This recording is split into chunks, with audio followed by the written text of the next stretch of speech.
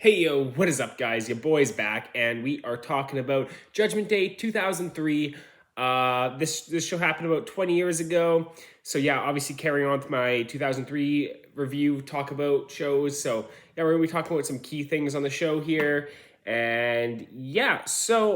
What first thing I want to talk about here is the Eddie Guerrero Tajiri versus Team Angle ladder match. Now I believe this feud has been going on since about WrestleMania with Eddie and Chavo involved in matches against Team Angle. So Los Guerreros, but now I think Chavo must have gotten hurt, and then Tajiri took over. Now Tajiri was actually a really good wrestler. I think he had quite a extensive career in Japan. I think he was very very successful there, and obviously he had some success in the States and yeah, becoming tag team champions with Eddie Guerrero, nothing to scoff at.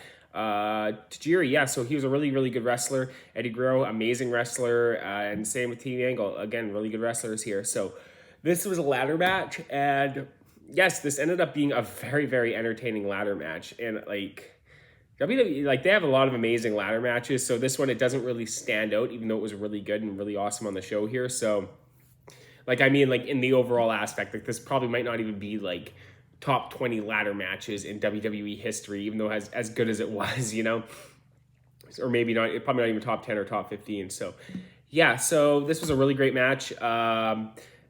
Benjamin and Haas, they had there was like a lot of like really, really awesome like ladder spots as you'd expect in this. This a really, really awesome moment happened when like Shelton Benjamin T-boned Eddie Guerrero onto the ladder, and that looked absolutely brutal.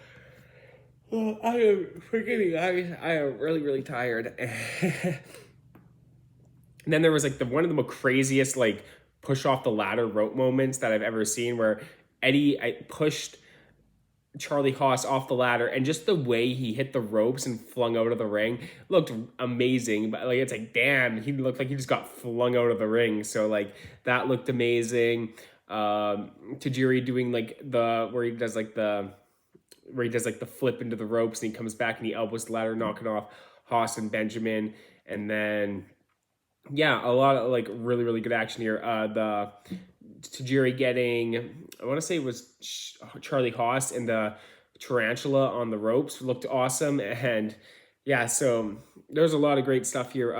The ending kind of came with Eddie Guerrero having to fight off both Benjamin and Haas. I think Eddie kind of pushed Benjamin off. Then he hit an amazing frog splash, which kind of eliminated Benjamin from the show. And then I think he does a sunset flip off, getting Haas, and then Tajiri gets back into the ring, and I think he hits the mist, and then they both climb up, and Eddie grabs the ladder, grabs the belt. I mean, passes it to Tajiri. Pat grabs the other belt. They win the match. They got the belts.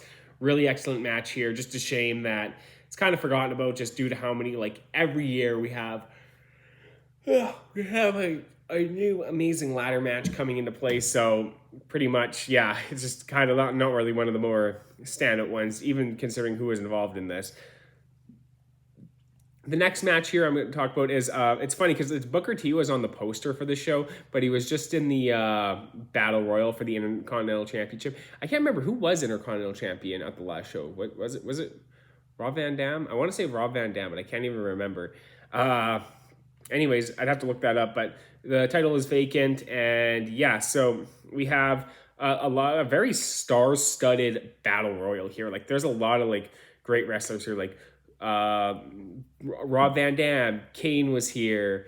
Who the frick else was here? Christian's in it, obviously. Booker T, Chris Jericho, Goldust, Test was a big deal at the time. Lance Storm was in this. So Kane, he kind of, who the frick was Kane the first one eliminated? No, I think Test got eliminated within like 30 seconds. Then Kane's out 30 seconds later, and he's hitting choke slams on everyone. And then RVD gets like eliminated within like a couple, like not even like 2 minutes. He's eliminated. So there was essentially down to 4 people due to all the fast eliminations. Was Chris Jericho, Christian, Booker T, and Goldust. And I love Booker T and Goldust. They were a very, very great tag team, and they're just really entertaining. It's just funny how it's like you look back at Booker T's WWE run, and like just such a, even like though it wasn't probably they were together for that long, and Booker T wasn't really in WWE for that long, Goldust and him were like a really good tag team, just a really good odd pairing. They did a lot of great odd pairings at the time. Kane and the Hurricane, Cade's always been involved in a lot of great oddball tag teams, but Booker T and Goldust have probably been one of the best.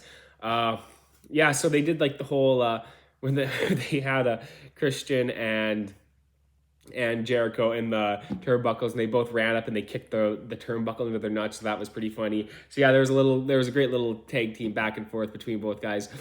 I think Goldust, he ended up trying to eliminate Booker T, and then Booker T spun him out, and then he got Goldust over there, and they're like, you son of a gun, and then they both fist bumped on the way out. So that was like just like a really great little moment there. And then what is it? So the same thing sort of happened with Jericho. He's going for the lion salt after he hit one, and then Christian runs up and knocks Jericho out of the ring. So that was really funny. So yeah, this is a really, really, like, it should have just really been a fatal four-way, obviously, but whatever. This was really, really entertaining stuff. And then Christian and Booker T, they went back and forth. Christian ends up getting thrown out, but because he drop kicked the ref in the face, the ref couldn't see Christian get thrown out. So Christian grabs the belt, hits Booker with it, and throws him out of the ring. So there we go. Christian was your new Intercontinental Champion after the ref didn't see it. So he won it under controversial fashion, but still really, really entertaining stuff. And this was really, really fun to watch. A really great battle royal, but yeah, just really entertaining stuff here. So next up, the match I want to talk about here.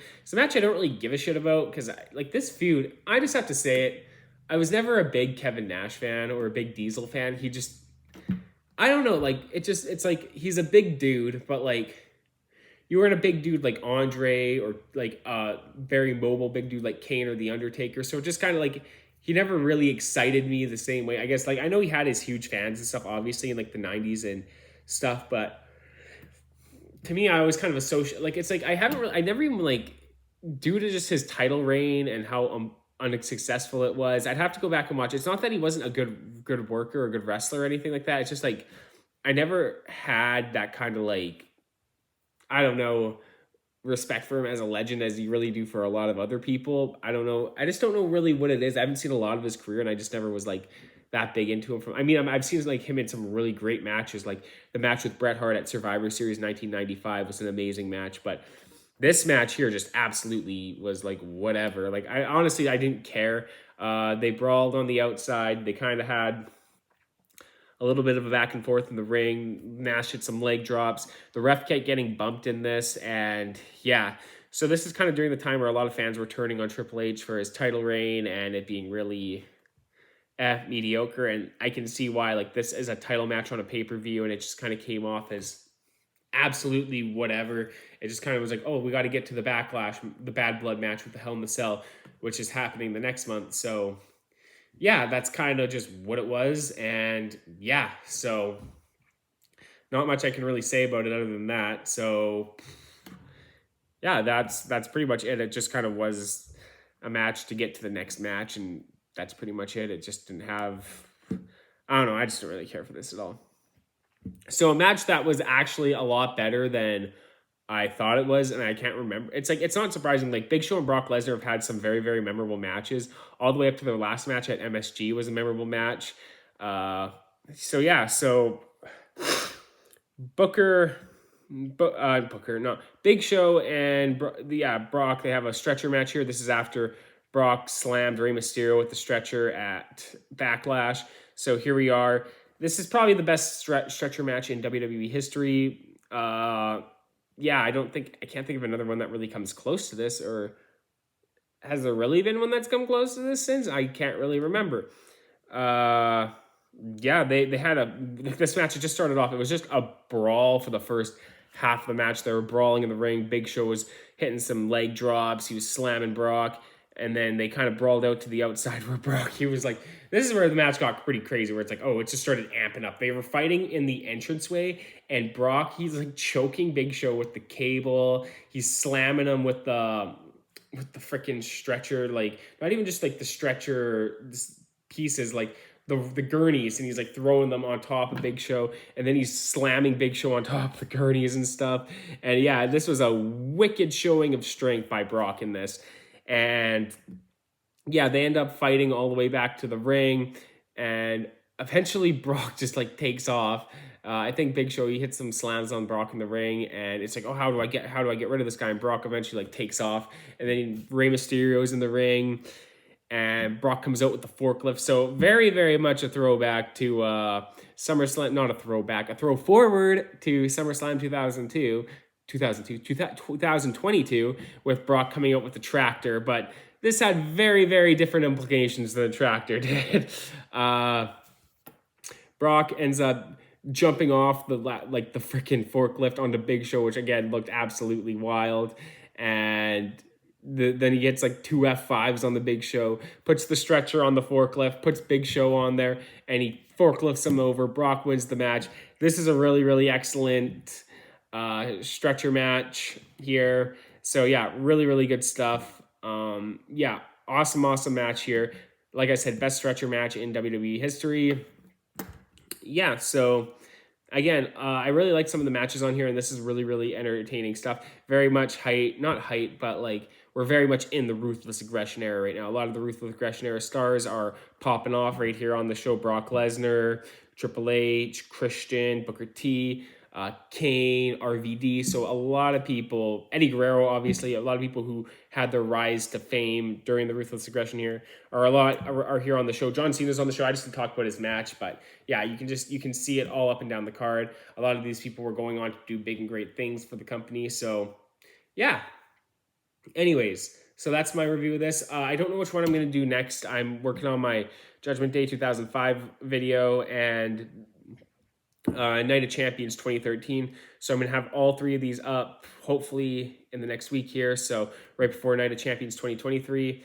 And yeah, I got lots of reviews planned. I'm trying to finish my vlog. So yeah, anyways, like the video, comment, subscribe. Peace out, guys.